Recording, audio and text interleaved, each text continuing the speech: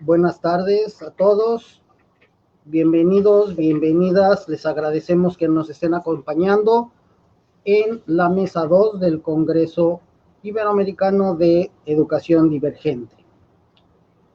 Les recuerdo, cada ponente va a tener 20 minutos para presentar su trabajo, para hacer la exposición, y después tendremos un espacio para poder, si quieren hacer comentarios o hacer alguna serie de preguntas. En este caso, el primer trabajo se llama evaluación de la psicomotricidad vivencial, un aporte a la inclusión escolar en niños con trastorno del espectro autista, y esta ponencia viene desde el país de Colombia, nos están acompañando. Las dejo con las maestras para que hagan su presentación. Bienvenidas, maestras, las integro.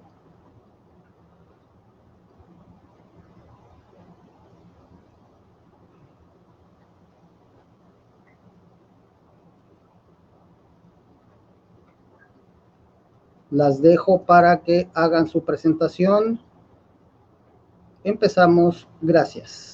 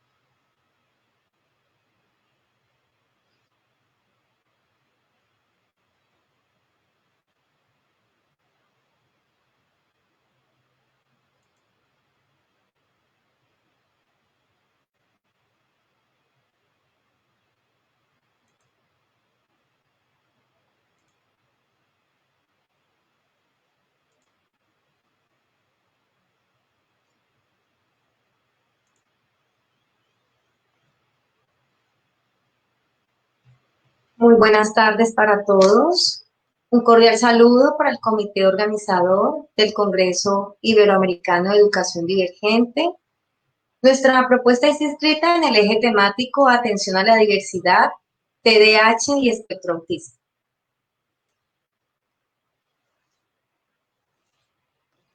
El proyecto que traemos para el día de hoy es titulado Evaluación de la psicomotricidad vivencial, un aporte a la inclusión escolar en niñas y en niños con trastorno del espectro autista. Esta investigación está a cargo de la fisioterapeuta y magíster en desarrollo infantil, Paola Teresa Penagos, docente investigadora en la Escuela Colombiana de Rehabilitación, Bogotá, Colombia. ¿Y quién les habla? Dina Joana Álvarez, docente investigadora de la Universidad del Atlántico, fisioterapeuta y magíster en desarrollo infantil. Iniciamos entonces hablando un poco acerca del trastorno del espectro autista, ya que este es considerado como un trastorno del neurodesarrollo según la última versión del DSM-5. Dentro de los criterios diagnósticos del trastorno del espectro autista, según esta versión, se incluyen deficiencias persistentes en la comunicación social y la interacción social de diversos contextos, patrones restrictivos y repetitivos de comportamiento, intereses o actividades. En este punto de patrones restrictivos, esto se debe a que los niños con trastorno del espectro autista presentan poca adaptación a los cambios y una excesiva necesidad por mantener siempre los mismos patrones. Los síntomas han de estar presentes en las primeras fases del periodo de desarrollo. Los síntomas causan un deterioro significativo clínicamente en lo social, laboral u otras áreas importantes del funcionamiento habitual, y estas alteraciones no se explican mejor por la discapacidad intelectual o por el retraso global del desarrollo. En esta versión, el DSM-5 ha hecho una gradación del trastorno del espectro autista, donde vamos a encontrar un nivel 1 que requiere apoyo y un nivel 3 que requiere apoyo muy sustancial. En ese sentido, entonces, vamos a ver cómo un niño con diagnóstico y cumpliendo con el criterio A, que son las deficiencias en la comunicación, va a tener en un nivel 1 unas dificultades de la comunicación, pero ya en un nivel 3, quiere decir que ese niño va a tener más dificultades en la comunicación, pero además de eso, esto va a llevar a una alteración del funcionamiento. Al hablar de la prevalencia del trastorno del espectro autista, encontramos que según la Organización Mundial de la Salud, se calcula que 1 de cada 160 niños en el mundo tiene un trastorno del espectro autista.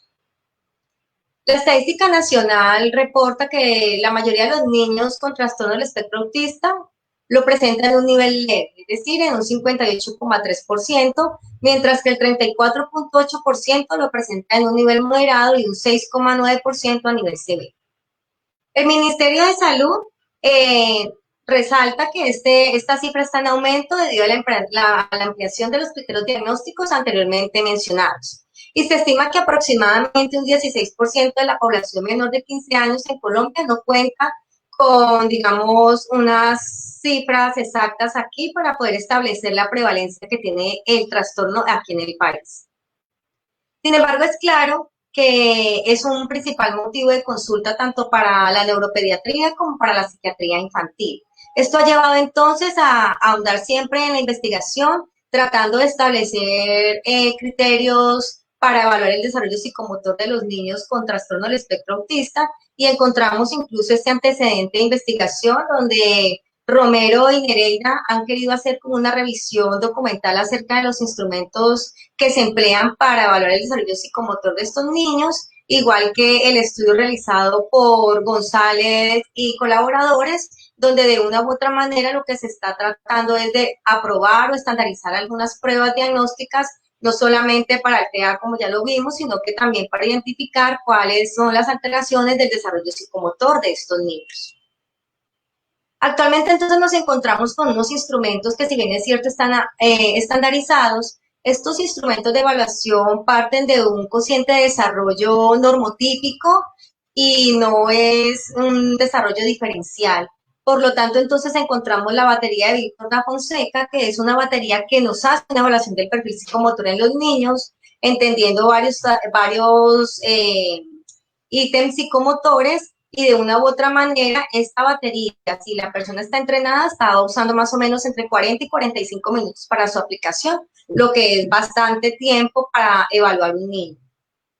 El test de Osersky y la escala de McCarthy son también instrumentos que evalúan habilidades motoras, habilidades sociales, pero también son instrumentos que, aplicándolos en el trastorno del espectro autista, pues no tienen mucha adaptabilidad, por decirlo así, y estos niños, pues en lugar de tener un instrumento que les permita precisamente tener en cuenta las necesidades y características, lo que hace es generar una limitación en los procesos evaluativos. Al igual que el perfil psicoeducativo, que fue creado pensando desde las TISH, una herramienta para evaluar un poco las habilidades psicomotoras de los niños, pero no trascienden realmente a las necesidades. Sin embargo, este último es el que más se emplea de evaluación del desarrollo psicomotor en los niños. En cuanto a los enfoques de intervención, pues precisamente estos instrumentos que acabo de mencionar guían la toma de decisiones para poder intervenir en estas poblaciones. En el caso, por ejemplo, de los trastornos del espectro autista, específicamente encontramos que son los profesionales de la salud que tienen, digamos, el peso para poder, digamos, ocuparse de este trastorno. Y aunque sus intervenciones son fundamentales, nosotros creemos que la mayoría de los niños con TEA pues pasan un tiempo importante en las escuelas y en los jardines, y que de una u otra manera esta situación ubica al docente en una posición prioritaria en cuanto al conocimiento que debe tener frente al trastorno. De esta manera, que su ejercicio profesional pueda generar pautas de orientación a los profesionales clínicos para que esta problemática se aborde desde un enfoque multidisciplinar. La psicomotricidad, entonces, ha sido pensada como que el movimiento y el cuerpo han sido considerados como un medio para incidir en la globalidad del niño, para adquirir conocimientos y habilidades motrices y mejorar las relaciones y las vivencias. Es por esto que la psicomotricidad inicialmente se toma o se plantea desde el enfoque terapéutico como medio para tratar trastornos psicomotores, estableciendo conexiones entre cuerpo y mente. Sin embargo, con el pasar del tiempo, esto ha ido evolucionando y los campos de intervención de la psicomotricidad se han ido ampliando, pasando desde la educación psicomotriz a la reeducación psicomotriz. Digamos que estos campos de acción son extremadamente importantes y vale la pena hablar un poco acerca de ellos, ya que la educación psicomotriz busca el desarrollo armónico del individuo y la reeducación psicomotriz tiene como propósito eliminar o disminuir los hábitos que vienen a desordenar el desarrollo psicomotor, de la parte escolar o desde la parte social del individuo. Es entonces que la psicomotricidad tradicional se concibe como una práctica psicomotriz sistemática que se centra en unas pautas determinadas y estandarizadas, pero que de una u otra manera esto no permite impulsar la creatividad y la espontaneidad del niño o de la persona. Es decir, la psicomotricidad tradicional parte de una instrucción y de ideas preconcebidas. La psicomotricidad tradicional no le permite al niño ser espontáneo. La psicomotricidad tradicional, si bien es cierto, nosotros la empleamos, de una u otra manera encontramos que en la evaluación de los trastornos del espectro autista, en lugar de ser digamos, una perspectiva de evaluación amplia, lo que hace es cohibir los procesos, dado que las características de comunicación y la falta de reciprocidad a la hora de dar una orden, en algunos casos con los niños, digamos que esto obstaculiza mucho la parte evaluativa. Es por eso que la psicomotricidad vivenciada, que digamos que es otra corriente de la psicomotricidad propuesta por Lepiera o Couturier, plantean la psicomotricidad vivenciada como algo más efectivo, lo cual se basa en el desarrollo global del niño o de la persona a través de los aspectos socioafectivos. La psicomotricidad vivenciada se preocupa mucho por el niño en relación a los contextos, es decir, cómo se relaciona el niño con su cuerpo, con el espacio, con las otras personas y con su propio cuerpo. Este tipo de psicomotricidad vivenciada es, digamos, un poco menos explorada, pero digamos que responde un poco a las necesidades del niño y de una u otra manera a la persona que haga o, digamos, oriente la evaluación. Ese cambio de perspectiva de la psicomotricidad tradicional y a la psicomotricidad vivenciada, pues fundamenta que la psicomotricidad vivencial utiliza el juego espontáneo con el niño, donde resalta gran importancia el diálogo tónico y el encuentro corporal con el otro y que tiene mayor presencia y relevancia que en otras metodologías. La psicomotricidad vivencial no parte de ideas preconcebidas, no es instruccional, permite al niño que sea espontáneo, que el niño se exprese, que el niño pueda de una u otra manera, a través de la observación, identificar sus potenciales.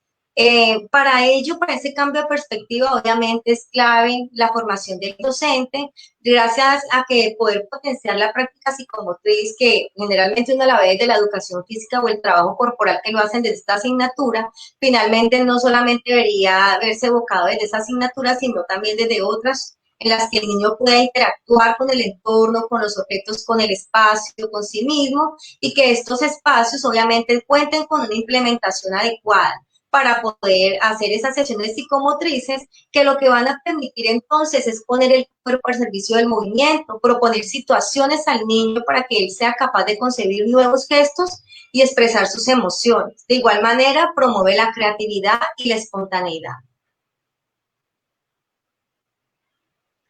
Muy bien, tal como lo señalaba la profesora Lina en su intervención, en la que nos presenta ampliamente el planteamiento del problema, la psicomotricidad vivenciada se asume como una forma de psicomotricidad que se puede entender como una organización de todas las sensaciones que son relativas al cuerpo, dentro de las cuales se destaca la relación con el mundo exterior, la representación del propio cuerpo, de sus límites, así como de sus posibilidades de acción, y al empleo del movimiento como el medio de aprendizaje. Aspectos que refuerzan los postulados de algunos autores como Leuch o McClenaghan y Gallagher, quienes han definido que el movimiento es un facilitador primario de otras dimensiones del desarrollo. A razón de lo anterior, en el año 2013 se propuso la construcción de un instrumento con el objetivo de evaluar las características del desempeño psicomotor de los niños con trastorno del espectro autista. Como parte de los antecedentes que fundamentan esta investigación, me voy a permitir presentar a ustedes la estructura general de esta herramienta evaluativa. Tal como ustedes pueden observar en este momento en sus pantallas, el instrumento fue diseñado tomando como referencia las 4 dimensiones que propone la. En este sentido, Hablamos entonces del desempeño psicomotor en relación del niño con el espacio, con los objetos y adicionalmente a esto también con el espacio. Este instrumento consta de 16 ítems que se han distribuido por 4 preguntas en cada una de las dimensiones anteriormente señaladas. Dentro de los criterios de calificación, el evaluador asignará puntuaciones que van de 0 a 3, donde 0 corresponde a nunca y 3 a siempre. Es importante mencionar que estas ponderaciones se asignan de acuerdo a la frecuencia con la que se observa la conducta del niño. Una vez se diseñó este instrumento, se procedió a la revisión por juicio de expertos. En esta fase de la investigación se logró la validación de contenido con la que esta herramienta cuenta hoy. Es importante señalar que como resultado de esta primera fase de la investigación, se obtuvieron importantes conclusiones, dentro de las cuales se destacan aspectos dentro de los cuales los expertos han señalado su naturaleza novedosa, pero adicionalmente su utilidad y pertinencia. Los expertos mencionaron particularmente que este instrumento tiene algunas bondades que ustedes encuentran en este momento en pantalla. Ellos mencionan que este instrumento en primera instancia es coherente. ¿Coherente por qué? Porque de alguna forma logra integrarse con todos estos postulados de la psicomotricidad vivencial al centrarse en la observación del comportamiento del niño con el medio, en estas condiciones más espontáneas dentro de las cuales él se puede desenvolver, y de esta manera se favorece la relación o la ejecución espontánea de la actividad. Es un instrumento sencillo porque brinda además un acercamiento del componente psicomotor desde los aspectos observacionales y no con unas condiciones instruccionales. Aspectos que ya han sido señalados como una debilidad de otras herramientas evaluativas que se relacionan directamente con las dificultades del niño frente a la comunicación y a la interacción social. Se ha planteado también que es un instrumento económico. Y estas condiciones de economía del instrumento están asociadas en 2 vertientes. Una de ellas porque el instrumento no necesita ningunos aditamentos adicionales ni equipos para su aplicación, pero también el tiempo asumido como recurso. Los expertos mencionan que para la aplicación de ese instrumento tuvieron un tiempo estimado entre 10 y 15 minutos. Eso contrasta con otras herramientas de evaluación, dentro de las cuales el promedio fluctúa entre 30 y 45 minutos. Esto puede afectar un poco la adherencia del niño y la permanencia dentro del proceso de valoración general. ¿Sí? Entonces, estos aspectos son elementos que se asumen como positivo dentro de esta propuesta evaluativa. Por último, pero no menos importante, es importante mencionar que ellos han reconocido que esta es una opción de evaluación clara. Es un instrumento que permite detectar el compromiso del niño y de la niña desde la vivencia corporal en cada una de las dimensiones que mencionamos anteriormente, lo que facilita particularmente el establecimiento de objetivos que sean realistas y que respondan a las necesidades de cada niño y cada niña con respecto a las dimensiones que necesiten ser reforzadas. Como parte de una siguiente fase de la investigación, se ha planteado entonces la necesidad de continuar avanzando precisamente en la validación de este tipo de instrumentos que permiten reconocer las destrezas y las capacidades motrices de los niños dentro de contextos naturales de desarrollo más cercanos, en este caso, por ejemplo, la escuela, los cuales no pueden ser identificados en la actualidad por estas condiciones de rigidez y las valoraciones a las que están siendo sometidos. En este caso, se ha determinado que es necesario promover el uso de herramientas que cumplan con criterios de validez y confiabilidad que sean adaptados a la población y que adicionalmente cumplan con otros criterios que se han asumido como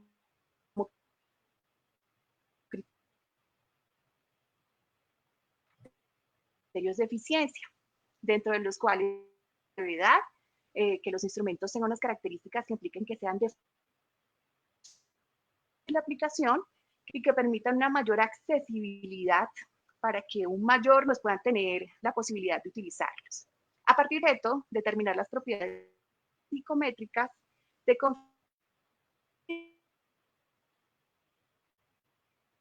del instrumento psicomotricidad TEA que presenté en el apartado anterior. Dentro de los constructos metodológicos, esta investigación se circunscribe dentro de un enfoque empírico-analítico, por tanto que está orientado específicamente hacia la validación de instrumentos. Como parte de la muestra, se ha propuesto una muestra intencionada, que será conformada por profesionales del equipo terapéutico y educativo que intervienen con los niños diagnosticados con trastorno del espectro autista en un rango de edad entre 6 y 12 años. Es importante mencionar que este estudio, en términos de la recolección de la información, se hará de forma alterna en 3 ciudades de Colombia, como son Bogotá, Barranquilla, Cali. Siguiendo entonces con el diseño metodológico, es importante mencionar que el instrumento que se validará o que se aplicará será el instrumento de evaluación de psicomotricidad vivenciada. Para el análisis de información, entonces, se plantea que se utilizará el software estadístico SPSS versión 19.0. Para determinar la confiabilidad por consistencia interna, se realizará el índice de coeficiente alfa de Cronbach. Y para la confiabilidad entre evaluador se empleará el índice de coeficiente ponderado de Kappa. Muy bien, tal como les mencionaba Lina al inicio, esta es una investigación que se encuentra en una fase de recolección de datos. Por tanto, lo que compartimos con ustedes el día de hoy es la proyección de los resultados esperados. En este sentido, se espera entonces que las derivaciones de este estudio puedan ser asumidas como un aporte de ajustes curriculares direccionadas al reconocimiento de las potencialidades de los niños y niñas con trastorno del espectro autista, favoreciendo la participación y la inclusión escolar. El instrumento de evaluación se espera que desde la perspectiva vivencial pueda ser utilizado como una herramienta que le permita al educador encontrar unas formas de relacionarse, de comunicarse del niño, con el niño, a través de estas dimensiones de las que hemos hecho tanto énfasis el día de hoy. Detencionando la relación del niño con el espacio, con su cuerpo y con los demás, a través de estas sesiones de psicomotricidad que pueden ser ejecutadas en el aula. Muy bien, me voy a permitir entonces ahorita compartir con ustedes algunas referencias que hemos compartido con ustedes el día de hoy. Agradecemos al Congreso Iberoamericano de Educación Divergente por este espacio de interlocución que promueve acciones de formación académica y de investigación en este importante tema de interés que nos convoca a todos hoy. Entonces, pues doy la palabra ahorita a los organizadores para que demos continuidad con nuestra agenda del día de hoy. Muchísimas gracias, maestra Lina, maestra Paola, les agradecemos mucho su participación. Vamos a continuar con nuestras actividades, con la presentación de los trabajos, y ahora vamos a pasar con la doctora María del Pilar Bolaños Gil, que va a hacer la presentación de su trabajo, La neuroeducación como alternativa para disminuir el bajo desempeño académico. Maestra, la añado. Bienvenida, maestra. Cuando guste empezar, la dejo. Este es su espacio. Agradezco, Enrique Calatayud, esta presentación. Saludo con respeto y atención a mis compañeras panelistas y a la audiencia que nos acompaña. Me dirijo a ustedes para presentar la ponencia La neuroeducación. Permítanme compartir. Enrique, si me puede apoyar.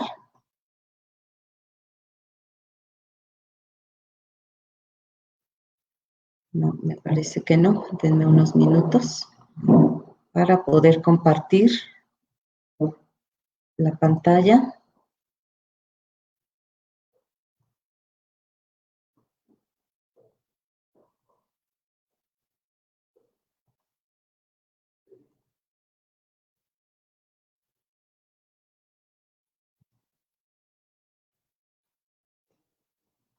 Creo que ya se ve. Si me pueden avisar si ya se ve, Enrique, por favor. Voy a checarle.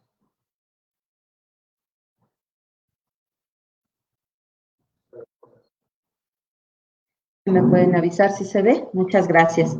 Bien, agradezco el espacio que me están brindando para poder hacer presentación en este espacio de este proyecto que se llevó a cabo en una escuela secundaria del Estado de México. El título de la presentación es La neuroeducación como alternativa. Ya no sé qué dice. Chécale si se... La neuroeducación como alternativa para disminuir el bajo desempeño académico en el eje temático herramientas para enfrentar los desafíos de la era digital.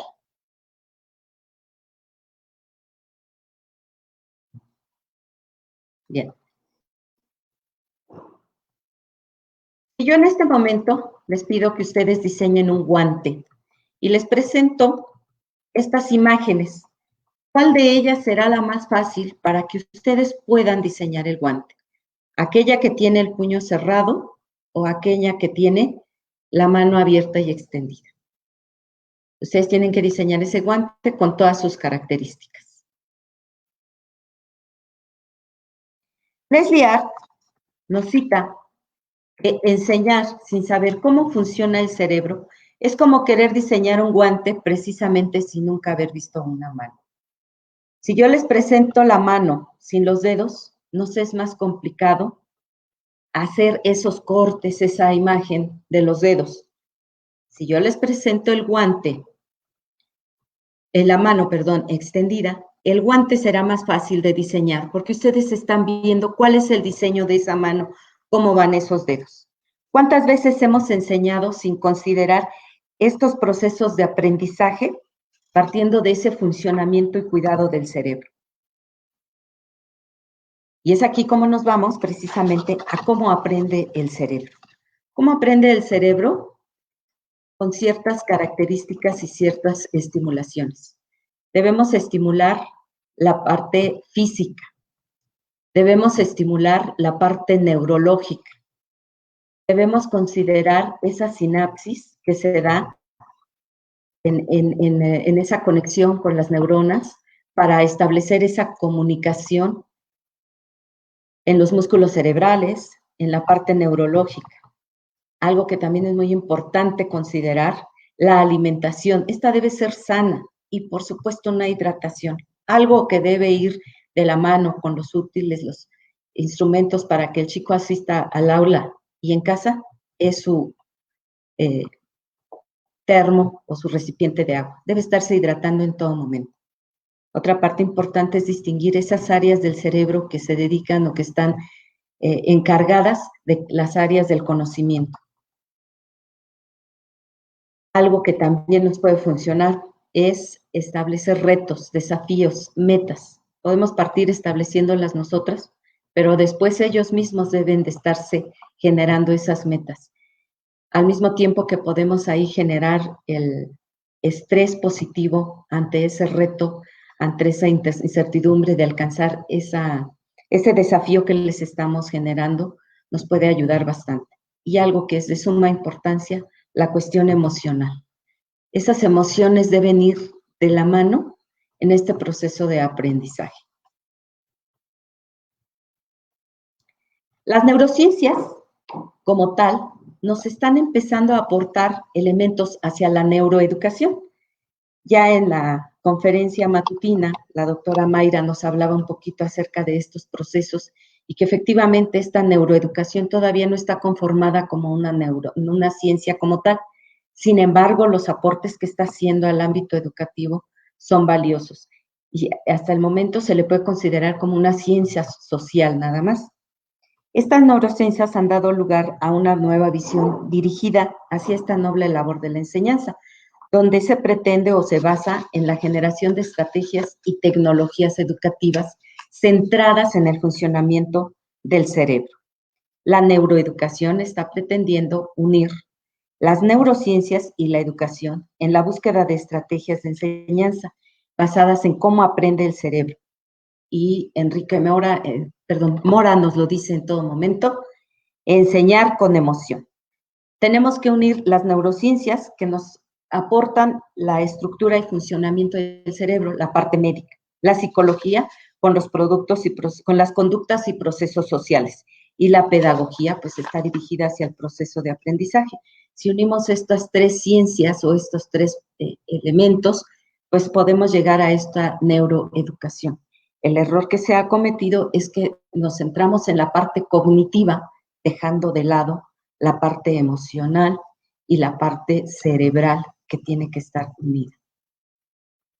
Recientemente la ciencia ha demostrado que los educadores no pueden dejar de lado el sentir, el hacer, el experimentar, principalmente el sentir. Esto con el fin de emocionar en estos procesos de aprendizaje para fijar en el alumno un aprendizaje significativo. Este aprendizaje significativo no solo se va a centrar en la memoria entendida como una mera repetición. La memorización la llevamos hacia una repetición, pero aquí lo que nos pide es que trabajemos con la memoria como una auxiliar. Esta memoria va a fungir o a participar como un recuerdo. Y este recuerdo debe ser agradable, placentero, emotivo y que como consecuencia pues nos traiga este aprendizaje significativo tan necesario. Una cosa es aprender y otra aprender significativamente, lo cual se va a fijar y podemos potenciar estos procesos de aprendizaje. El trabajo debe llevar emociones, debe llevar experiencias agradables, debe ir en relación a una convivencia o un trabajo grupal para que los aprendizajes perduren con mayor tiempo e intensidad en esta memoria. Es aquí como entran en juego estas emociones. También ya la doctora nos platicaba por la mañana. Enseñar con emoción es lo que mejor resultados nos puede dar. A mayor emoción, mayor intensidad. A menor emoción, menor intensidad.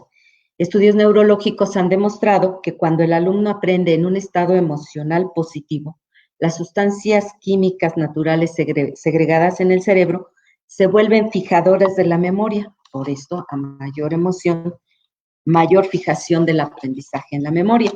Y esta emoción, por supuesto que debe partir del docente. Si yo llego cansado, sin emoción, apático, ¿cómo voy a contagiar a mi alumno en este proceso de emoción?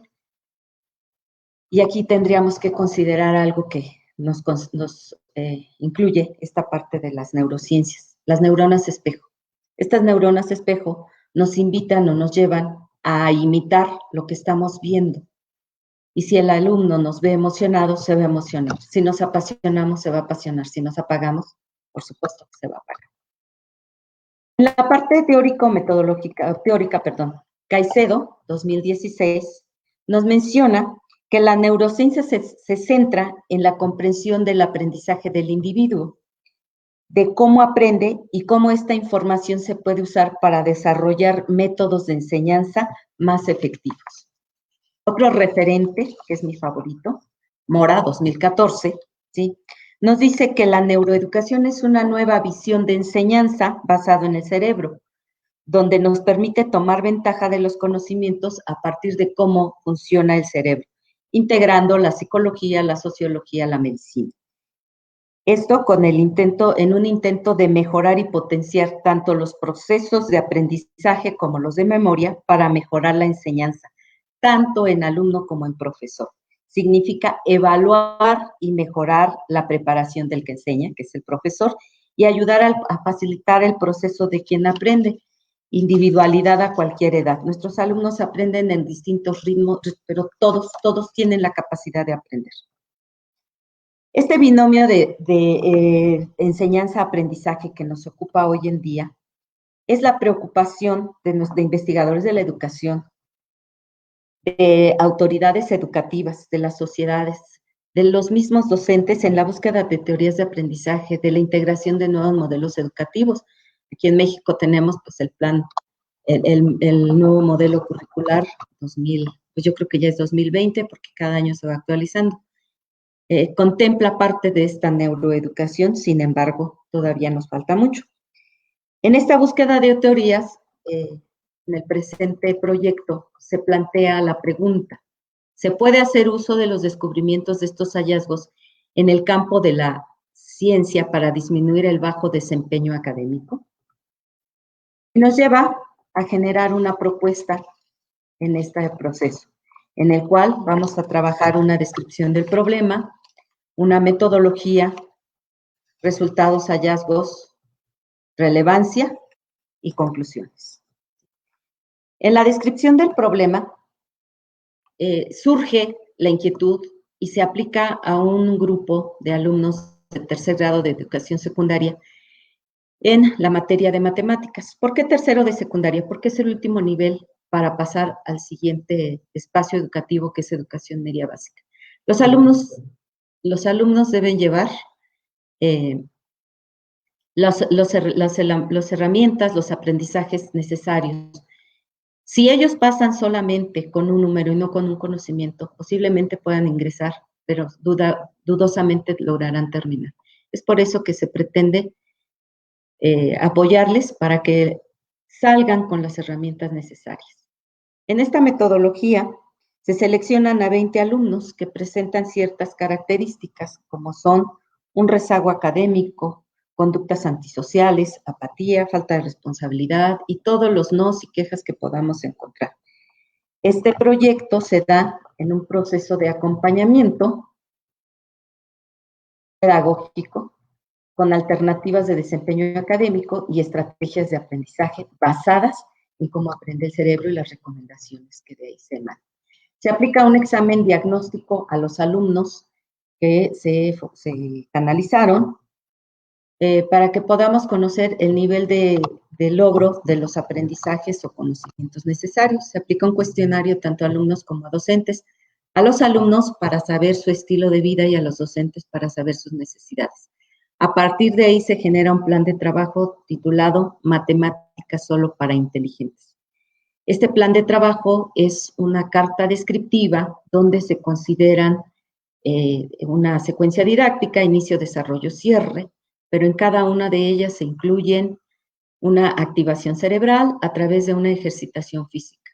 Algo tan sencillo como ponerles una rutina con números y ellos deberán hacer los movimientos de acuerdo a la numeración: 1, 2, 3, 4, el 1 manos arriba, el 2 manos al frente, 3 manos a los lados, manos abajo, pero se les van intercambiando los números 3, 2, 1 y el profesor va dando otros movimientos diferentes a los que ellos dan.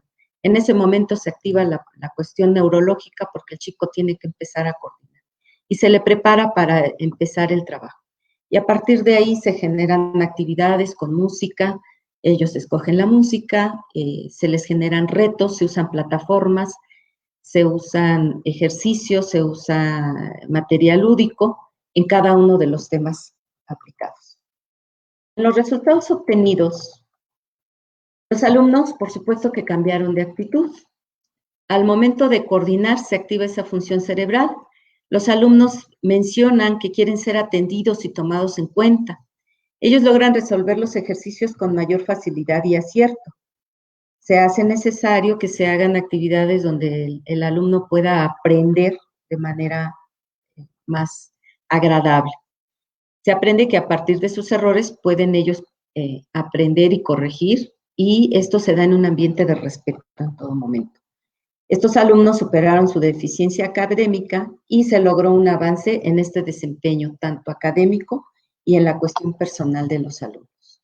¿Cuál es la importancia de esta investigación? Bueno, que en este proceso de enseñanza, cómo aprende el cerebro, se toman en cuenta las emociones, la curiosidad, la atención, la conciencia, los procesos mentales, la memoria. Al activar la atención, se genera un proceso neuronal con movimiento, con música, con artes, con juegos. Y al enseñar con emoción, se generan mejores resultados, se activan distintas formas de memoria y se da pie a la construcción de conocimientos. En este plan de trabajo, se hace un diseño con estas recomendaciones, se disminuye el bajo rendimiento académico, permitiendo al mismo tiempo esa inclusión que tanto se ha mencionado hoy en día. El estilo de vida sano, pues incluye este cuidado del cerebro, la hidratación, la alimentación, la inclusión, la ambientación, la convivencia, ¿sí? En este confinamiento en que nos encontramos inmersos como sociedad y comunidad educativa, el acompañamiento se ha hecho a partir o a través de los distintos recursos digitales que contamos, como las plataformas, las aplicaciones, las redes sociales, y en todo esto también ha sido fundamental la presencia del docente. ¿Por qué? Porque no es lo mismo que yo le mande un correo con una actividad a que yo esté atento y que le invite a interactuar a través de cualquier recurso de los que acabo de mencionar. En este proceso el alumno ya se siente acompañado, se siente atendido. Y al momento de interactuar, además de trabajar las cuestiones académicas, pues preguntarle cómo estás, cómo te sientes. No se vale decir bien, se vale identificar cuál es la emoción que estoy teniendo en ese momento. Concluyendo, podemos decir que se logró que a partir de la propuesta, el proceso de apoyo y acompañamiento a los alumnos con bajo desempeño académico, fundamentado en la neuroeducación, fuera un gran sustento para superar esta deficiencia, disminuyendo ese rezago académico presentado en el ciclo escolar. Finalmente, voy a mostrar a ustedes una gráfica que muestra el logro alcanzado en una prueba estandarizada de Comipens. En México, el Comipens es la Comisión Metropolitana de Instituciones Públicas de Educación Media Superior para la asignación del espacio en el siguiente nivel educativo, que es la educación media superior. Se parte, aquí tenemos la gráfica, la línea color fuchsia es la que corresponde a Comipens. A estos alumnos se les aplican 4 instrumentos o pruebas estandarizadas. Estamos marcando 3 alumnos, todos son significativos, todos son extraordinarios, pero estos son los más representativos. Este primer alumno, podemos ver que tiene menos de 30 reactivos en una primera aplicación de 128, logrando llegar a 72 en el Comipens, que es el definitivo. Este otro alumno, si bien tiene 50 y tantos aciertos, llega a 94. Y finalmente este que tenía menos de 30, logró 84. Y si nosotros nos basamos en la línea fuchsia, pues nos estamos dando cuenta que efectivamente la mayoría de ellos pudo superar su deficiencia académica que estaba presentando. ¿Qué es lo que hacíamos? Pues por supuesto que felicitarlos, hacer fiesta cada que ellos lograban un resultado favorable en un ejercicio, ya sea escrito, de plataforma, de reto, y elogiar todos esos logros que habían tenido.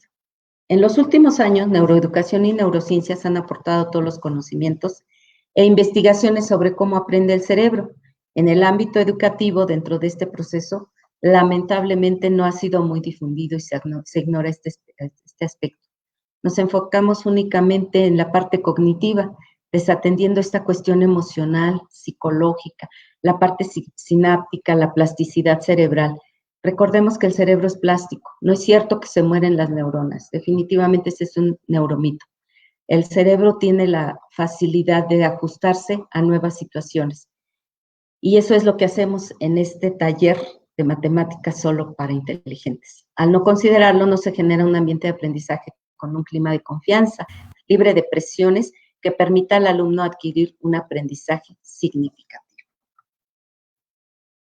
Se sugiere que al momento de realizar una planeación educativa para impartir cualquier curso en cualquier nivel, se tome en cuenta un diagnóstico real partiendo de conocimientos, pero también el aspecto emocional de los alumnos, sus gustos, sus necesidades, su estilo de aprendizaje, y con esta información generar estrategias considerando emociones, sentidos, activando todos los sentidos, una activación física tan sencilla, alzar manos, alzar pies, marchar, en un ambiente de clima emocional positivo, nunca negativo, nunca castigo, siempre incentivo.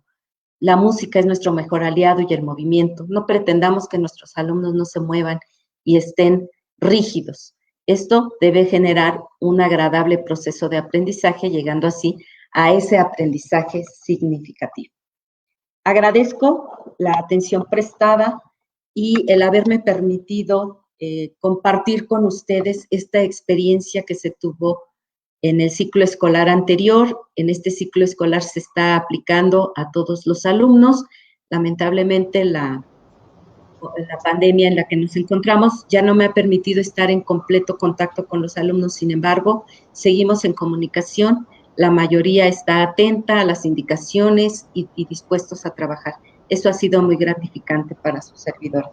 Agradezco la atención y pasamos con Enrique. Le agradezco mucho.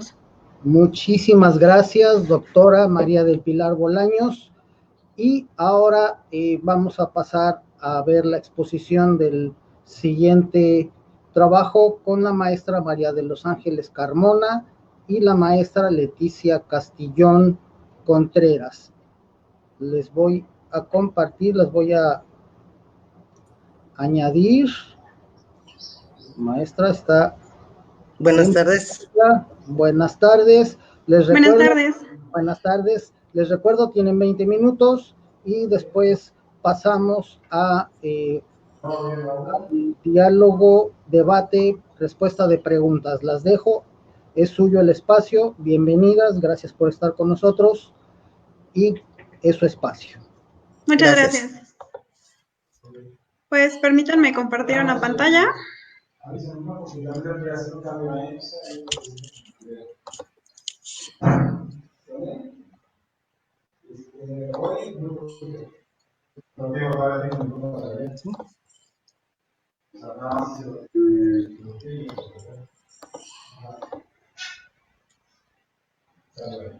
Listo. Bueno, como ya nos hicieron favor de presentarnos, la doctora en Tecnologías de Innovación en Educación, María de los Ángeles Carmona Cepeda, y su servidora, maestra en Psicoterapia Familiar Sistémica, Leticia Castillón Contreras, hicimos una investigación sobre los conflictos escolares en la Universidad Autónoma del Estado de México, en los planteles que se encuentran en el Valle de Toluca, los 5 planteles de la escuela preparatoria. Y de ahí viene esta ponencia. La nombramos conflictos escolares como factor de riesgo en el rendimiento académico y la deserción escolar. Un poquito para encontrar o unificar los conceptos que tenemos en esta investigación y las variables que manejamos son conflicto, rendimiento académico y deserción escolar. Por un lado, el conflicto lo consideramos como una lucha, un desacuerdo, una incompatibilidad aparente, confrontación de intereses, percepción o actitudes hostiles entre 2 o más partes. Sabemos que el conflicto es connatural, es decir, es inherente al ser humano. Siempre que exista una relación entre 2 o más personas, muy probablemente se encuentre ahí un conflicto. ¿Por qué? Porque está en relación directa con el esfuerzo de vivir. Los conflictos se relacionan con la satisfacción de las necesidades, se encuentran en relación con procesos de estrés y sensaciones de temor y con el desarrollo de acciones que pueden llevar o no hacia los comportamientos agresivos y violentos. Y bueno, conocemos y estamos conscientes de que en un ambiente de aprendizaje existe este proceso de estrés y de temor a no alcanzar a veces las expectativas deseadas. Por otro lado, el rendimiento académico lo consideramos como un nivel de conocimientos demostrados en un área o una materia comparado con la norma de edad o nivel académico, es decir, con lo esperado para cierto grado académico. Algunos factores que consideramos, sabemos que existen muchos factores que afectan en el rendimiento académico, pero los que consideramos para este estudio son la motivación escolar, el autocontrol y las habilidades sociales, que claramente está totalmente relacionado con los conflictos. Por último, la deserción escolar es un proceso complejo de abandono que puede explicarse por una variedad de factores tales como el rendimiento académico, contexto personal y familiar, políticas educativas y condiciones del mercado laboral. Estas son nuestras variables. Para medir principalmente la variable de conflicto, utilizamos a los autores de Torrego y Moreno, que hace una categoría de conflictos escolares, en donde ellos analizan todos los conflictos que pueden llegar a existir en la escuela y los van categorizando. El primero que tenemos es la disrupción en las aulas. Son todas las actividades que existen en un espacio académico, en un salón de clases, cuya función o cuya principal objetivo es no permitir el proceso de enseñanza-aprendizaje. Llámese las preguntas que hacen los alumnos para perder el tiempo, llámese que están hablando, que se paran continuamente, que entran y salen de clases, etc. Otra categoría es el vandalismo, que son todas las acciones que van a generar un daño físico en el mobiliario de la escuela. Por ejemplo, pintar las paredes, pintar las bancas, romper alguna banca. Otros son problemas de disciplina. La diferencia entre problemas de disciplina y las disrupciones en las aulas es que aquí implican las normas que se establece tanto la escuela como el interior de las aulas. Por ejemplo, jugar con balones fuera de las áreas de canchas, llegar tarde al salón de clases, entre otras. El bullying o acoso escolar, pues es uno de los factores muy conocidos últimamente. Sabemos que es un acoso, es un abuso reiterado hacia un individuo del salón o del espacio académico por uno o varios miembros más, ¿no? El acoso sexual son todas las actividades que van a afectar la dignidad y la libertad sexual de las personas. Tenemos también el absentismo o deserción escolar. El absentismo es cuando los integrantes del proceso académico dejan de hacer algo. Por ejemplo, cuando dejan de entrar a clases o cuando dejan de entregar trabajos. Y esto va tanto por el lado de los maestros como por el lado de los alumnos. El fraude o la corrupción también se considera como las acciones que transgreden el comportamiento social. Por ejemplo, el plagio de trabajos, por ejemplo, copiar los trabajos o tareas entre compañeros, o inclusive el tráfico de influencias. Llámese, por ejemplo, ofrecer una botella a un maestro para que los pase, o ofrecer cierta cantidad de dinero para que los pase, o para que no tengan problemas. Y por último, son los problemas de seguridad. Estos están enfocados a el ambiente que se siente dentro y alrededor del plantel. Cuando sienten miedo los alumnos por alguno de sus compañeros que los estén molestando, cuando sienten miedo de que los vayan a asaltar, de que les roben cosas, que haya una banda, una pandilla que esté en las inmediaciones del plantel, en ese sentido van los problemas de seguridad.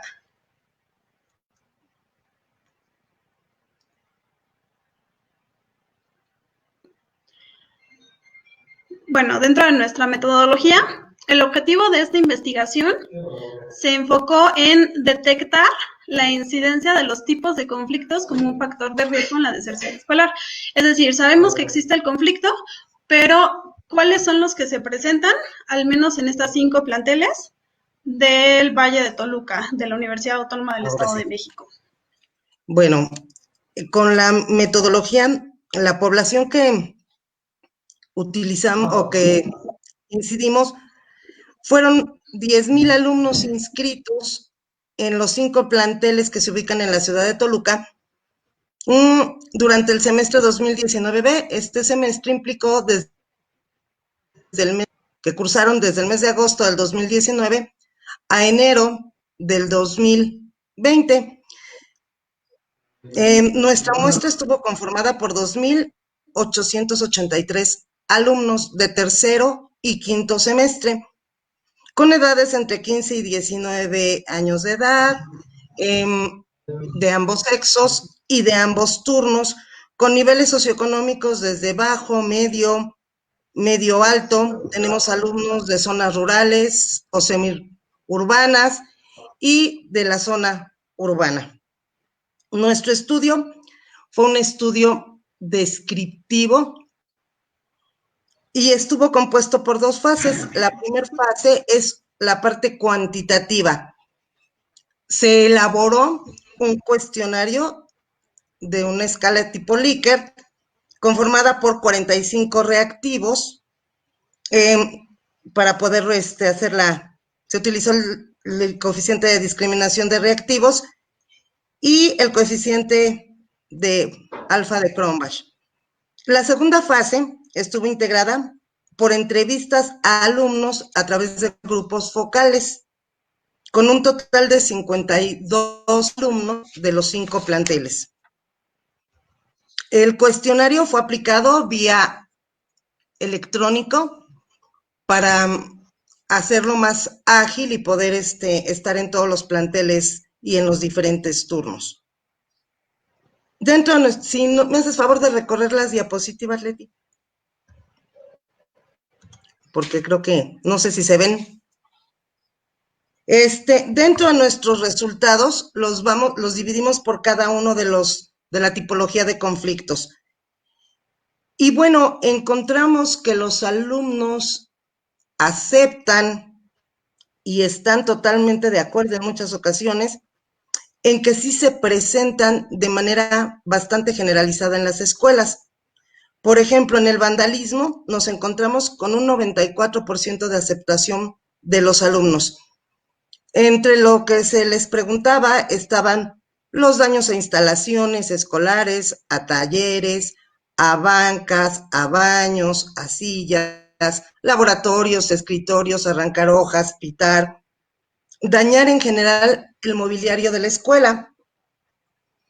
En el conflicto de seguridad en el centro escolar, se indagó sobre si se sentían seguros dentro y fuera de la escuela, si había peleas fuera de la escuela, cómo era la seguridad, si existían pandillas dentro de la escuela, si en algún momento ellos habían observado a algún otro compañero con armas dentro de la escuela y cómo se daba el robo de objetos personales en la escuela.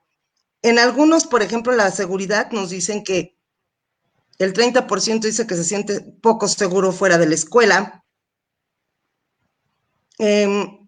Por ejemplo, que si han visto o observado a alguien con un arma en la escuela, nos lo reporta el 19.2%. Robo de objetos incluso se va al 86.3%. Con respecto a la disrupción en las aulas, que tiene que ver no con la disciplina, sino más bien con la reglamentación dentro del aula. Ellos nos hablan que es frecuente que los alumnos hagan enojar a los maestros de manera deliberada, platican constantemente en clase, se levantan sin motivo, se ríen cuando el profesor explica, juegan en clase, interrumpen la clase con chistes y comentarios sin sentido. Algunas se ubican en entre el 98% como platicar constantemente en clase. Reírse cuando el profesor explica va a un 80.2%. La interrupción de las clases por chiste hasta el 81.3%. Con respecto a la deserción escolar, ellos se les cuestiona sobre si abandonan la escuela sin motivo aparente los alumnos, abandonar la escuela por problemas con docentes, si han considerado o conocen a personas que abandonen la escuela por problemas con otros compañeros, y si ellos mismos han pensado abandonar la escuela. Lo que nos reportan es que, por ejemplo, con problemas con docentes, 600, el abandono por problemas con compañeros en el 25.4%, y los que han pensado abandonar la escuela por conflictos con sus otros compañeros es el 10.3%. En cuanto al absentismo escolar, que tiene que ver con el abstenerme de cumplir con mis funciones como alumnos, nos reportan que la mayoría de los alumnos cumplen con sus actividades. Sin embargo, la percepción que tienen de que los demás cumplan con trabajos, con tareas y con actividades es del 57.6%. La percepción de que los compañeros asistan puntualmente a clases es de 54.8%, y que los compañeros faltan a clases durante el semestre es hasta el 94.2%. Respecto al conflicto de fraude-corrupción, tenemos el copiar en exámenes, docentes que les llegan a solicitar dinero para subir calificaciones, robo de exámenes, falsificación de evidencias de algunos compañeros como trabajos, firmas, sellos, cualquier cosa que los docentes les lleguen a revisar, pues se va hasta el 42%. Alumnos que ofrecen dinero o regalos para subir calificaciones, lo reportan que lo han observado en un 80%, y los plagios de trabajos y tareas, el 81%. El acoso escolar o el bullying se presenta hasta en el 79% en conductas como el poner apodos a los compañeros, los alumnos que no defienden o no se defienden al ser molestados, el 55.3%, compañeros que amenazan a otros, grupos de estudiantes que intimidan a uno solo, se va hasta el 74%, y alumnos que amenazan a otro lo observan en 28.72%. En cuanto al acoso y el hostigamiento sexual, tendríamos que tener en cuenta que el acoso se da por parte de un adulto y el hostigamiento por parte de, unos son por parte del alumno y otros por parte de sus compañeros.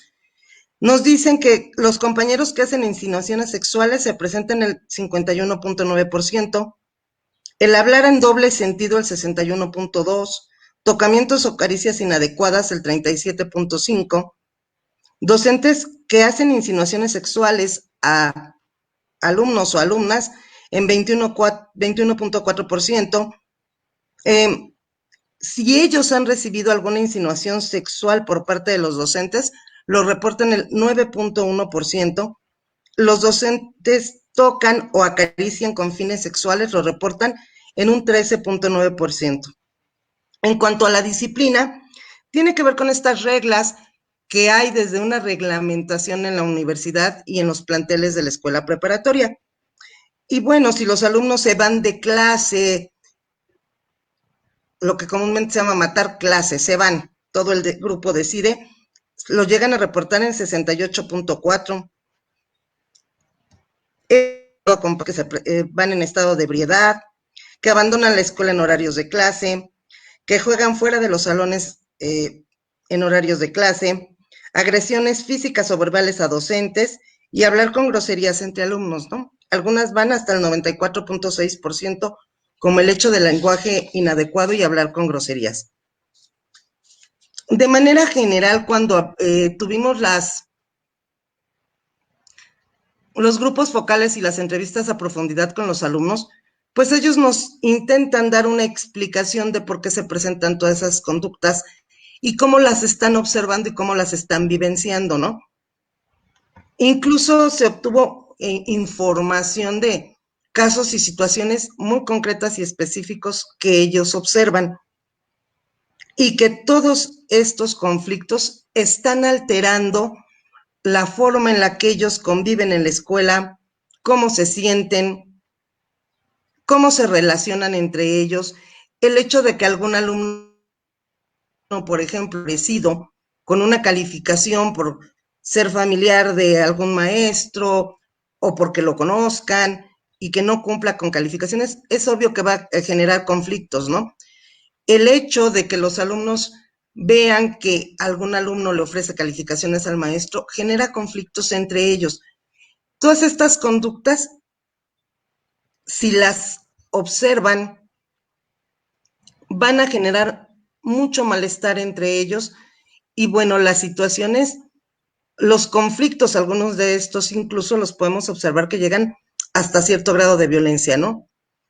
Como conclusiones, pues bueno, encontramos que los conflictos se encuentran presentes en la escuela, en toda la dinámica escolar del nivel medio superior, debido a la confrontación de intereses, los cuales se expresan a través de la incompatibilidad de valores que se generan entre alumno-alumno, alumno-docente, docente-alumno, y que bueno, en cierta medida, en los alumnos que están pensando dejar la escuela o que han dejado la escuela por este tipo de conflictos, que van en menor o en mayor medida, a muchos de ellos sí les afecta en su rendimiento académico, al sentirse molestados, al sentirse incomodados con el acoso o el hostigamiento sexual, el observar que puede haber alguien que, o tener miedo que alguien los pueda dañar dentro o fuera de la escuela, pues genera que los alumnos tengan un bajo rendimiento académico, ¿no? Y la posibilidad de la deserción escolar. No sé si quieras agregar algo, Leti. No, pues realmente, como vemos con todos estos factores que generan conflicto, muchas veces lo que pierden los alumnos es esta motivación, porque ellos se esfuerzan y ven que el de al lado parece que lo hace más fácil porque se lleva bien con el maestro, porque le ofrece dinero, y entonces lo que sucede con estos alumnos es que se dejan de motivar y pues su rendimiento académico disminuye significativamente. Y pues por mi parte sería todo. También Aquí agradecemos. Maestras, muchísimas gracias. Agradecemos el espacio. Su participación. Y pues su atención. Vamos ahora al espacio de preguntas. Todos los que nos están viendo, que son alrededor de 300 participantes, pueden escribir sus preguntas y voy a añadir a la maestra, a la doctora, aquí está, María del Pilar Bolaños. Ahora que se pueda, yo en este momento me voy a desaparecer y vamos a ir leyendo. Antes que nada, les pido una disculpa a todos. Tenemos muchísimos comentarios y muchísimas preguntas. No nos va a dar tiempo de leerlas todas, entonces voy a hacer una selección aleatoria para ir viendo. Si gustan, pueden poner, si tienen una pregunta específica a uno de nuestros ponentes, para que sepan, la maestra Lina la añadimos. Entonces, yo me salgo en este momento.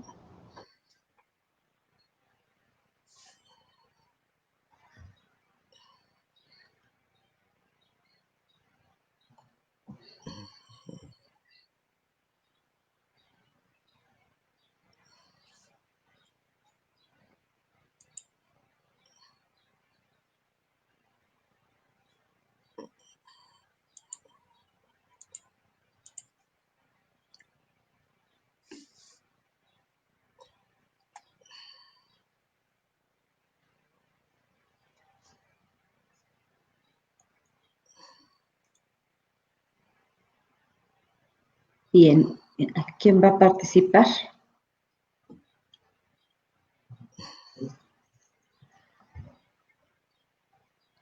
¿Puedo dar respuesta a la segunda?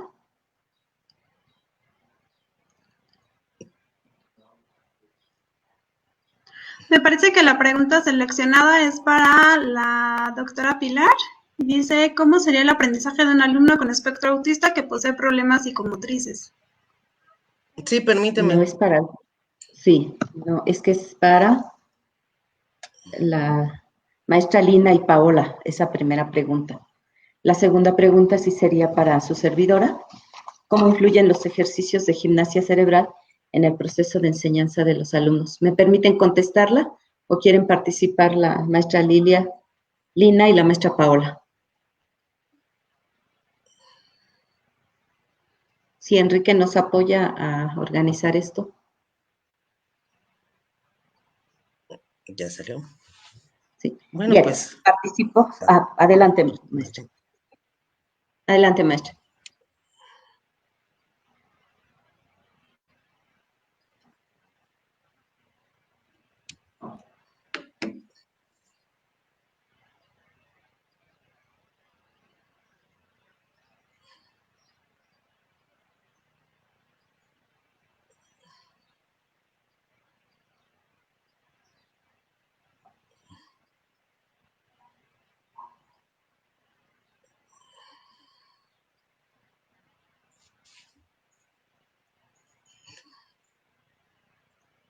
No se oye.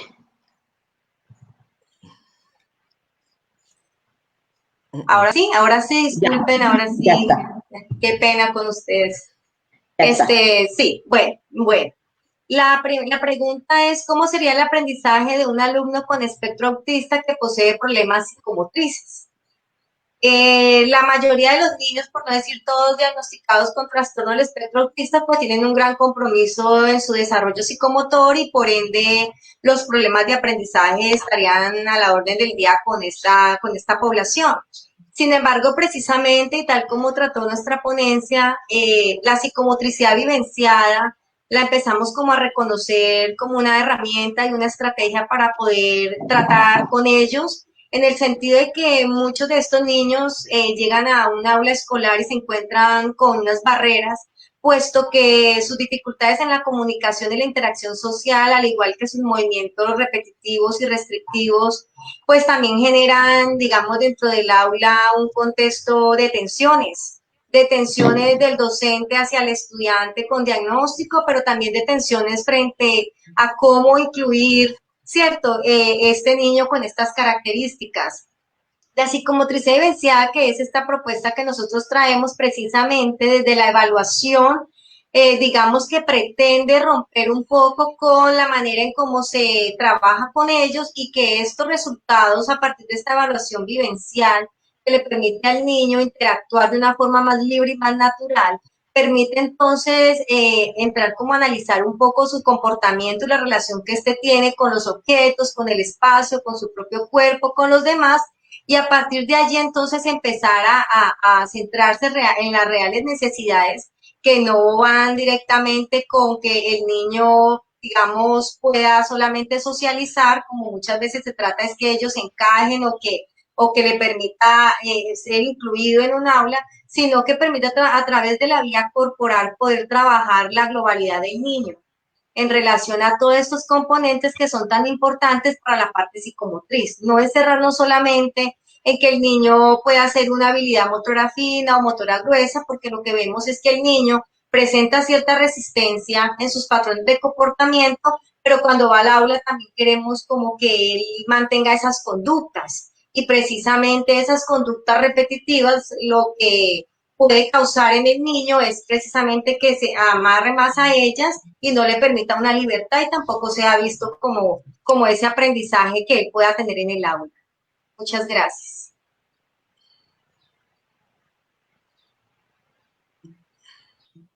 El micrófono, maestra.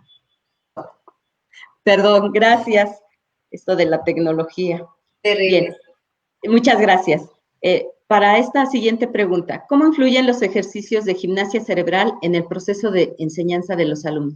Definitivamente es el detonante para potenciar y para poder activar la cuestión neurológica. En este proyecto de matemáticas solo para inteligentes, esa parte inicial de la secuencia parte de estas sugerencias que se dan en la gimnasia cerebral. ¿Qué es lo que sucede? Que les rompemos esa monotonía o ese estado de confort en el que se encuentran nuestros alumnos. Generalmente nos quejamos porque son pasivos, porque son apáticos. ¿Por qué son apáticos? Porque están cómodamente sentados en sus sillas 5 o 6 horas sin hacer absolutamente nada. Llegan, nos paramos, repetimos, ellos ven y es una secuencia o una situación continua. Cuando nosotros les ponemos una actividad de esta naturaleza, detonamos el aprendizaje a partir de esa activación cerebral.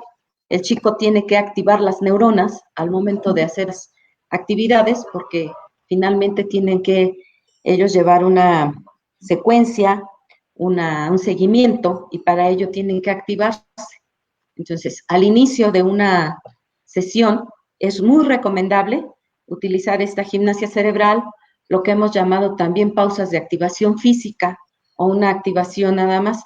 Todo va de la mano para detonar el aprendizaje y preparar la cuestión neurológica a recibir ese aprendizaje y potenciarlo. Muchas gracias. Ay.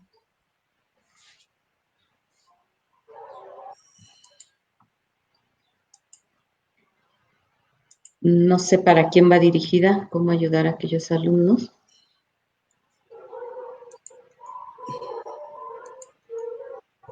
Yo ni siquiera la alcanzo a ver. Sí, ¿para quién iría dirigida?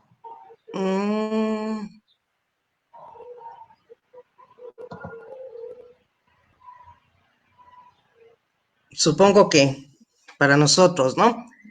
¿Cómo ayudar a aquellos alumnos que sufren problemas con sus padres? Con los padres de familia y hacerlos sentir que importen si no estamos acudiendo actualmente a la escuela. Sería puntualmente, ¿no? Digo puntualmente, esto Bueno, de... seguramente quiere decir puntualmente.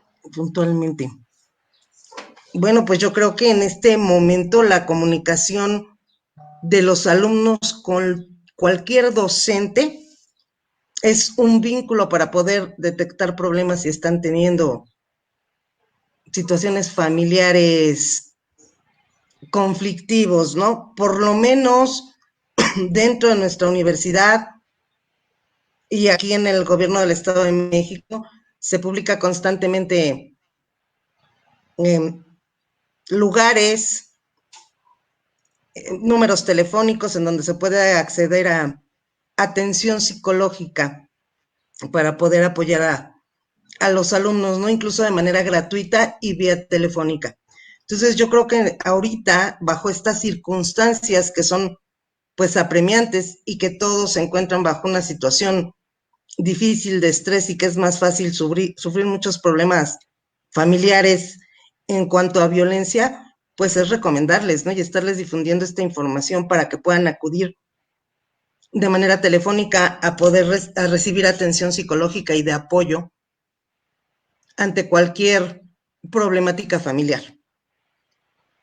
Yo creo que lo importante también, como lo veíamos en la mesa anterior y en la conferencia de la mañana, es tener contacto con nuestros alumnos y pues utilizar las tecnologías, ¿no? Desde el celular, WhatsApp, Messenger, todo lo que tengamos, justo para poder que tengan ellos un espacio de comunicación y nosotros poderlos canalizar, que sería lo indicado.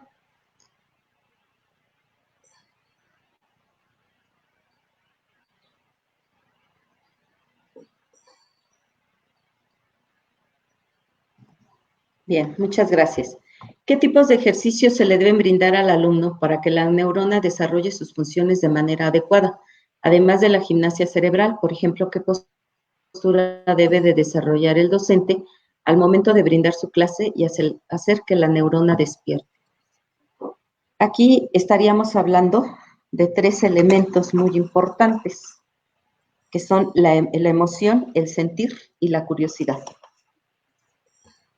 Perdí mi acordeón, pero ahorita se los digo. Es muy importante que trabajemos esas emociones con la actitud. El docente debe ser el primero en emocionarse y activarse. Si yo les digo, vamos a hacer una numeración de 2 en 2 o de 3 en 3, el docente es el primero que debe empezar a hacerlo.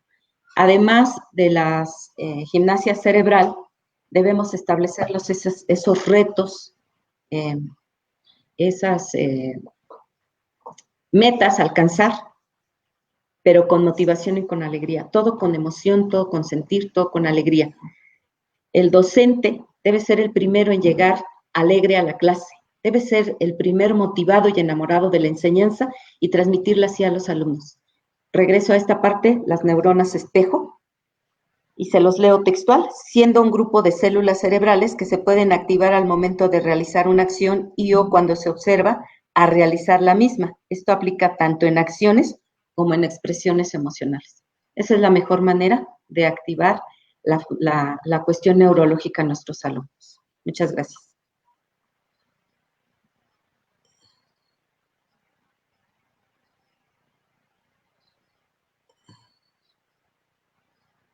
¿Cómo se puede minimizar el bullying en el aula cuando todos defienden su postura? Es importante primero que como docentes, como autoridades, como todos los que estamos involucrados en un aula y en la educación, reconozcamos que hay un conflicto y que esto es una problemática. El conflicto de manera general se minimiza. Por ejemplo, el bullying. Muchas docentes, muchas personas nos dicen, bueno, es que desde mi época ya existía, nos molestaban, etcétera. Lo vamos minimizando, no lo vemos como un problema que afecta al alumno. Una vez que se ha reconocido que es una situación conflictiva y que nos está generando ambientes inadecuados en las aulas, pues lo único que nos queda es aprender a ser mediadores entre la postura de un alumno y de otro, y hacerlos que empiecen a llegar a acuerdos para poder solucionar las cosas. Tenemos que trabajar sobre valores, tenemos que trabajar sobre tolerancia, tenemos que trabajar sobre responsabilidad, sobre qué estoy haciendo, la corresponsabilidad, qué estoy haciendo por el otro y con el otro en un aula.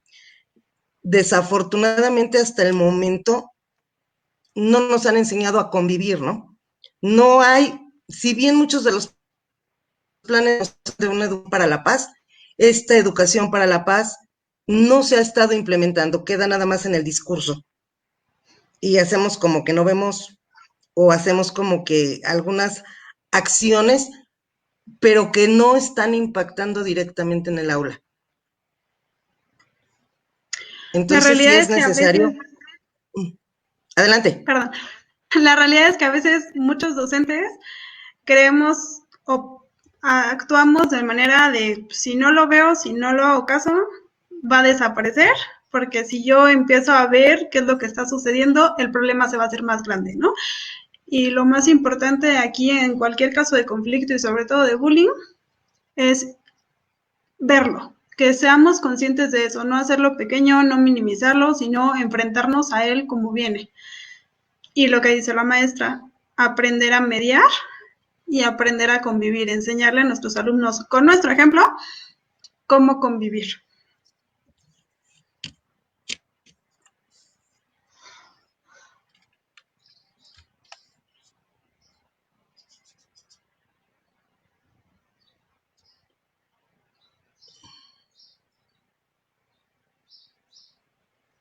Bueno, yo creo que esta es para mí, para la maestra Paola que está ahí en sala pero no ha podido ingresar. Y el señor Enrique nos puede colaborar, le agradezco. ¿Qué se debe hacer y qué herramientas utilizar para evitar la deserción escolar? Se podría llamar también así, en el caso de los estudiantes con espectro autista cuando no quieren ir a la escuela. Bueno, sin duda alguna, el autismo dentro del aula ordinaria supone un reto para el profesor, pero no hay que olvidar, y a veces lo olvidamos o lo dejamos pasar, es que la presencia del niño autista también contribuye al enriquecimiento social, personal y emocional del resto de los integrantes de la comunidad educativa. Saber cómo tratar este trastorno e incorporar actividades que requieran de formación y de competencias específicas para poder responder a las demandas que plantean los estudiantes con trastorno del espectro autista, pues se convierte en un reto, tanto que el docente, pues igual en el aula, pues lo que trata es precisamente de crear esa inclusión con los demás, pero a veces no es sencillo porque las estrategias a veces con las que cuenta el docente no son las mejores en términos de las competencias o las capacitaciones que éste tiene para generar esos procesos. No solamente de aprendizaje, sino de inclusión en el aula. Por lo tanto, entonces el niño y los padres sienten que el niño va allá, pero está asistiendo al colegio, pero reportan muchas veces que ven que le ponen a hacer otro tipo de actividades que no están articuladas con el resto del grupo.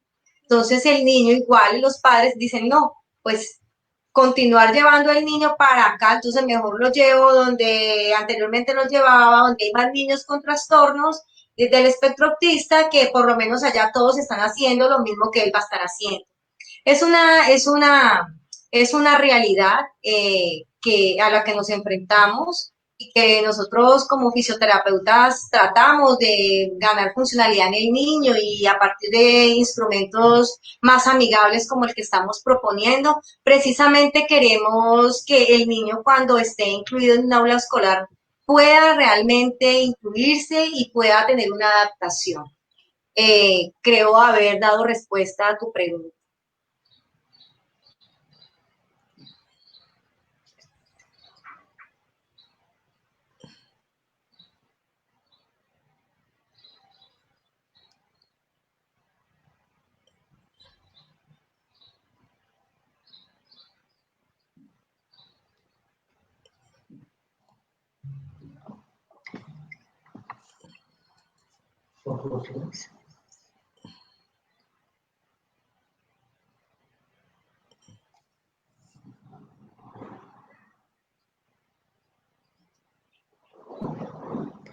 Muchas gracias, Marisol.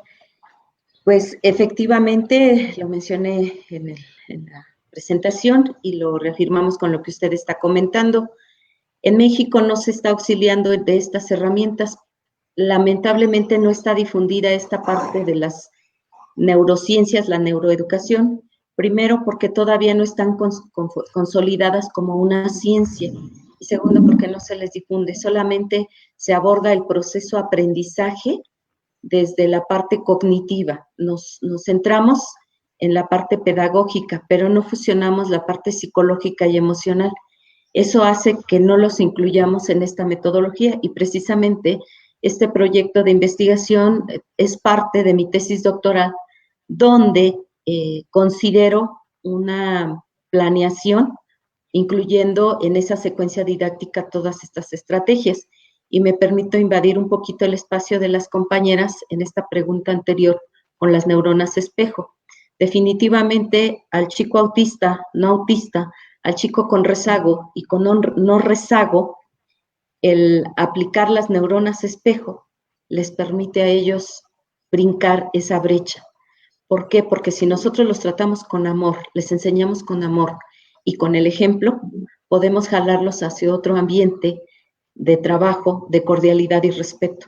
Y entonces estaríamos abatiendo ese rezago educativo.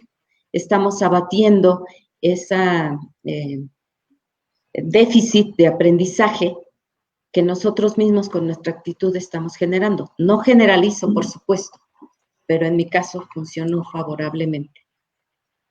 Y bueno, por ahí, ¿hasta qué grado se puede desarrollar la empatía y las neuronas espejo en una persona con TEA? Efectivamente es lo que yo comentaba ahorita. Si yo doy amor, voy a recibir amor de esta persona. Si yo enseño con amor, va a aprender con amor. Amor, insisto, en cuestión de emoción. Y aquí debemos enlazar emoción, curiosidad y atención. Y las maestras no me dejarán mentir. Yo tengo mucha experiencia, muy poca experiencia en chicos con TDA y TEA y todos estos síndromes. Sin embargo, con todo lo que hemos revisado de esto de neurociencias y educación, estoy segura que si lo aplicamos, si funciona con ellos, puede funcionar con nuestros chicos dentro del aula, que van con la plena disposición. Pero muchas veces por ahí hay una frase, un texto que dice: la escuela mata la curiosidad. Muchas gracias.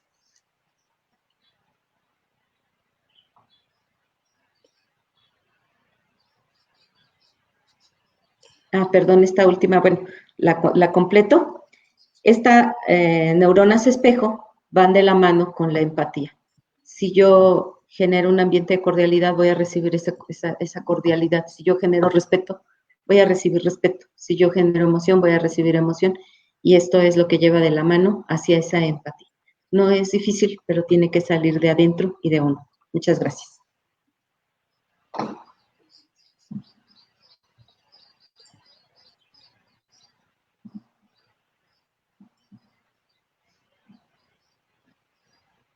Esperamos la siguiente pregunta.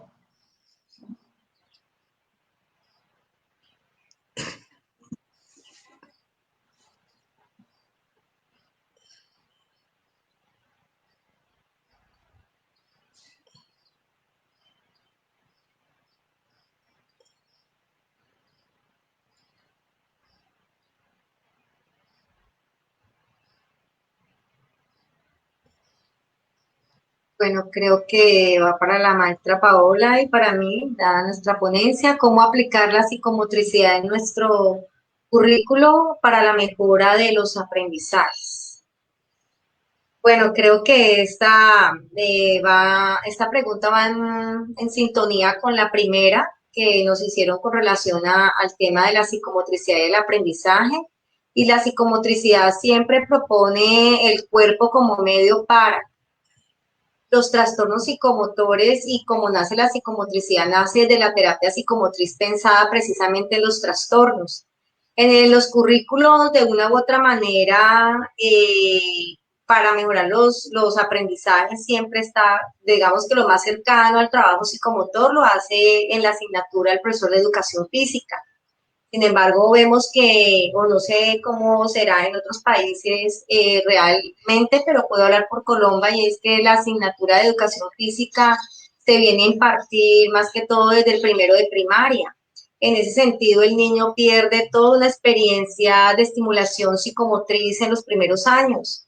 Cuando el niño en primero de primaria está alcanzando procesos de aprendizaje como lectura, escritura y cálculo, se va a encontrar incluso no solamente el niño con trastorno del espectro autista, sino todos los niños van a encontrar que si en los primeros años no desarrollan todo ese potencial para poder organizar su cuerpo en el espacio, para su esquema corporal, para sus habilidades motoras finas, gruesas, que le permitan incluso al niño ese proceso de aprendizaje en edad escolar, es lo que nosotros queremos, que los currículos se tengan en cuenta estas habilidades y este desarrollo y este potencial que tienen los niños antes de los 7 años para poder aprovechar toda esa plasticidad cerebral que tienen y precisamente fortalecer los factores psicomotores que se van a ver reflejados en los procesos de aprendizaje escolar. Cuando el niño puede respetar el ancho de un renglón, cuando respeta límites a la hora de escribir las letras grandes y pequeñas, todo eso hace parte también del desarrollo psicomotor y de las habilidades motoras que puede ir ganando en el transcurso de estos primeros años. Entonces pienso que en el currículo sí debe haber una adaptación. Aquí en Colombia les comento pues que la educación física es lo más cercano que aquí se trabaja la psicomotricidad, y eso que es una psicomotricidad más tradicional, donde siempre antecede una instrucción y muchas veces eso interrumpe la creatividad, coarta la espontaneidad de los procesos que el niño está viviendo, que la misma experimentación de ese cuerpo. Sí, eso es, digamos que es una falencia, y creo que incluirlas en la parte educativa de los currículos, donde ya se le dé tanta importancia como las otras asignaturas, sería una ganancia y un bienestar para ellos en sus aspectos psicomotores.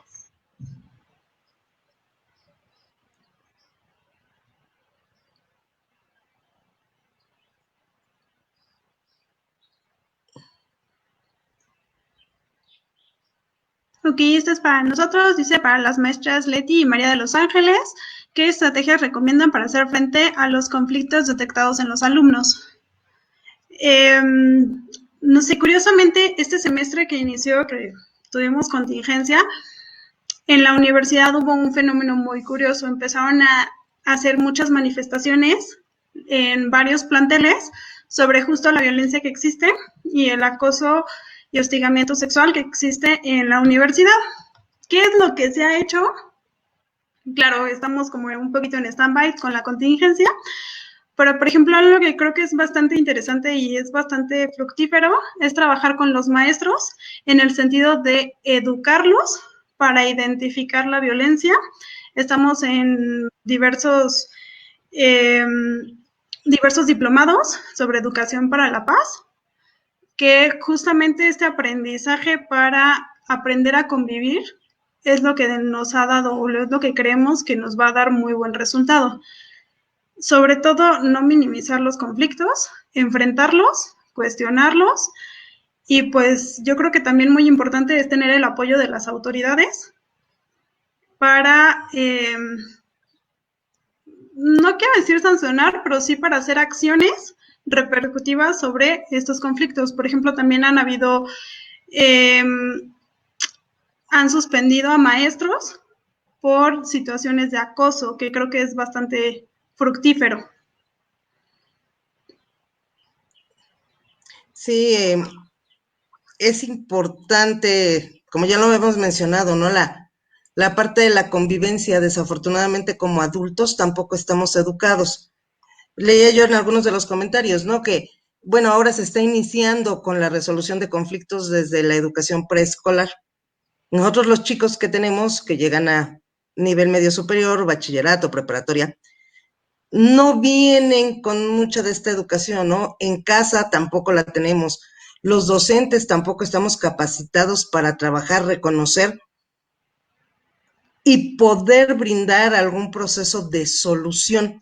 Si bien uno de los conflictos del que comúnmente no se habla y que hasta hace poco se empieza a encontrar más literatura es precisamente el acoso y el hostigamiento sexual. Habían sido temas tabús, temas que tal parece que no se presentan, ¿no? Si yo no los veo, no los hay. A lo mejor el conflicto que tiene una expresión más violenta puede ser el bullying, y que es el que se ha hecho más hincapié, a pesar de que se ha estudiado desde el siglo pasado, en los años 40, 50, por lo menos en nuestro contexto en Latinoamérica tiene muy poco tiempo estudiándose, ¿no? Más o menos tiene como 10 años. Y muchos de estos conflictos no se estudian, y como les comentaba hace un rato, no se reconocen. Tenemos otra parte de otro proceso en que estamos en investigación, de cuestionar a los docentes y alumnos en todos los conflictos. Nos los reportan con altos índices, ellos sí los están observando, ellos sí los están viviendo. Estamos iniciando con la parte del adulto, del maestro, de los y las docentes, y resulta que ellos no lo ven y no tienen la misma percepción que el estudiante. Los están ignorando. Entonces es bien importante el trabajo que se haga con los docentes para poder incidir en esta resolución. Gracias. Muchas gracias, maestras. Les agradezco mucho, les agradecemos su presencia. Vamos a dar por terminada la mesa número 2. Las voy a quitar de la pantalla. Muchas gracias, muy amable por su participación. Me quedo yo para invitar a todos los que nos están viendo para las 7 de la noche, para la conferencia magistral de la maestra Guadalupe con hacia dónde va el mundo, una mirada desde la educación. Estamos aquí en el Congreso Iberoamericano de Educación Divergente y les agradecemos mucho y hasta la próxima estaremos con ustedes.